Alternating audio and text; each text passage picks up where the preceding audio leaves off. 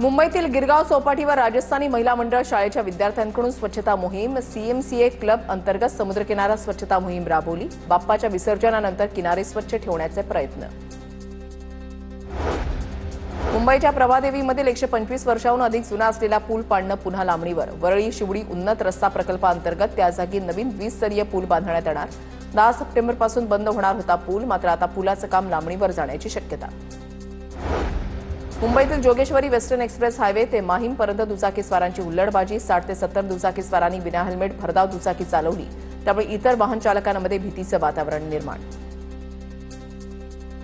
पुण्यामध्ये गणेश मंडळाचे रिकामे स्टेज ट्रॉली ठरतायत। वाहतुकीसाठी अडथळा, नागरिकांमध्ये नाराजी। तातडीनं रस्त्यातील अडथळे दूर करा, पुणेकरांची प्रशासनाकडे मागणी।